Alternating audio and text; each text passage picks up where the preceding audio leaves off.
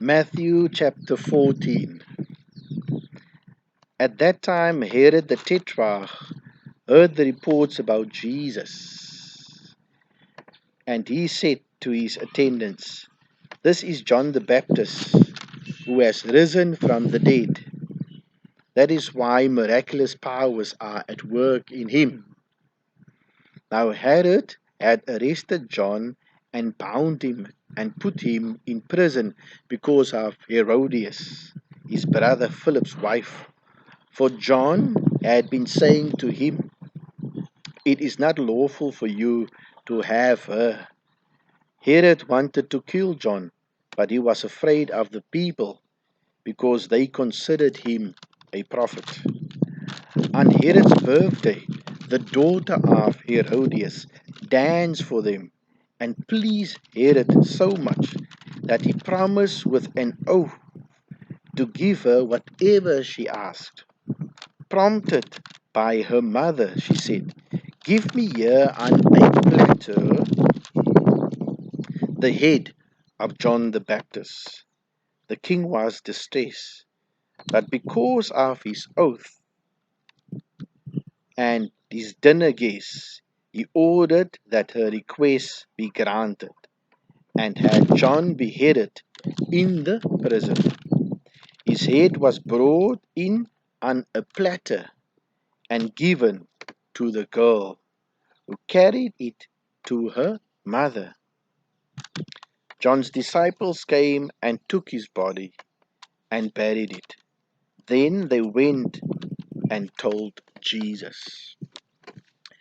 When Jesus heard what had happened, he withdrew by boat privately to a solitary place.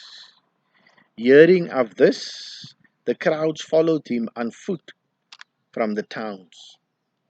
When Jesus landed and saw a large crowd, he had compassion on them and healed their sick. As evening approached, the disciples came to him and said, "This is a remote place, and it is already getting late. Send the crowds away so they can get and go to the villages and buy themselves some food." Jesus replied, "They do not need to go away. You give them something to eat." "We have here only 5 loaves of bread and 2 fish," they answered. "Bring them here to me," he said. And he directed the people to sit down on the grass. Taking the 5 loaves and 2 fish, and looking up to heaven, he gave thanks and broke the loaves. Then he gave them to the disciples, and the disciples gave them to the people. They all ate and were satisfied. And the disciples picked up 12 baskets full of broken pieces that were left over. The number of those who ate was about 5,000 men, besides women and children. Immediately Jesus made the disciples get into the boat and go on ahead of him to the other side, while he dismissed the crowd. After he had dismissed them, he went up on the mountainside by himself to pray.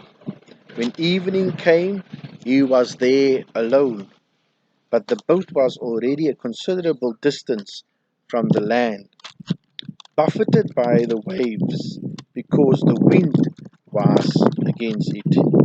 During the fourth watch of the night, Jesus went out to them, walking on the lake. When the disciples saw him walking on the lake, they were terrified. "It is a ghost," they said, and cried out in fear. But Jesus immediately said to them, "Take courage, it is I, don't be afraid." "Lord, if it's you," Peter replied, "tell me to come to you on the water." "Come," he said. Then Peter got down out of the boat, walked on the water, and came towards Jesus. But when he saw the wind, he was afraid and beginning to sink, cried out, Lord, save me. Immediately Jesus reached out his hand and caught him. You of little faith, he said, why did you doubt? And when they climbed into the boat, the wind died down. Then those who were in the boat worshipped him, saying, Truly, you are the Son of God. When they had crossed over, they landed at Gennesaret. And when the men of that place recognized Jesus, they sent word to all the surrounding country. People brought all their sick to him and begged him to let the sick just touch the edge of his cloak, and all who touched him were healed.